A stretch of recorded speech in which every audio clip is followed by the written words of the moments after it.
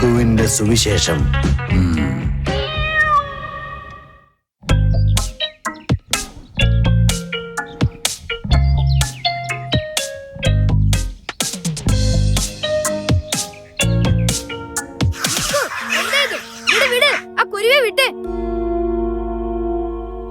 ഭാഗ്യം, കുരുവിക്കൊന്നും സംഭവിച്ചില്ല.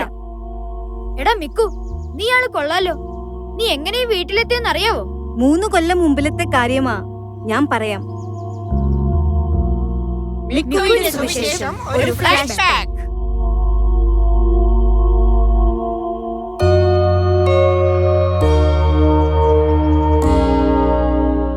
ഒരുവൻ ജെറുസലമിൽ നിന്ന് ജെറിക്കോയിലേക്ക് പോവുകയായിരുന്നു.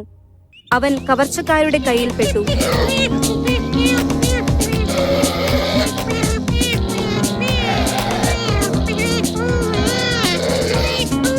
അവർ അവന്റെ വസ്ത്രങ്ങൾ ഉരിഞ്ഞെടുത്ത് അവനെ പ്രഹരിച്ച് അർദ്ധപ്രാണനാക്കിയിട്ട് പൊയ്ക്കളഞ്ഞു.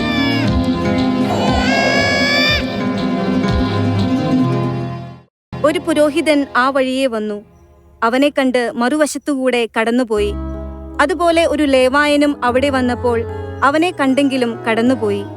എന്നാൽ ഒരു സമറിയക്കാരൻ യാത്രാമധ്യേ അവൻ കിടന്ന സ്ഥലത്തു വന്നു.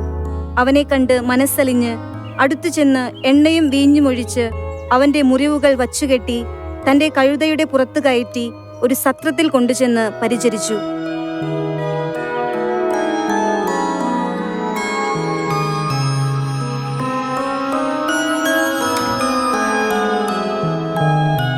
അയ്യോ മോനെ, എന്താ ഇത്?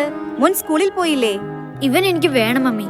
വൈകിട്ട് പപ്പ വരുമ്പോ ഞാൻ പപ്പയോടും പറഞ്ഞോളാം. അയ്യോ പാവം, ചോരയൊക്കെ വരുന്നുണ്ട്. സാരില്ല, മോൻ സ്കൂളിൽ പൊക്കോളൂ, മമ്മി ഇവനെ നോക്കിക്കോളാം. ഇതാണ് മിക്കുവിന്റെ ഫ്ലാഷ് ബാക്ക്. കഷ്ടതയിൽ അകപ്പെട്ട എല്ലാവരോടും നമ്മൾ കരുണ കാണിക്കണം.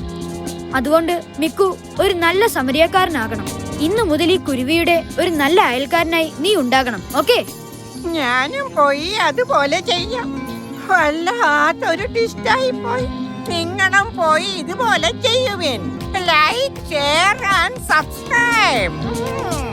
നല്ല വാർത്ത നാട്ടുകാരറിയട്ടെ.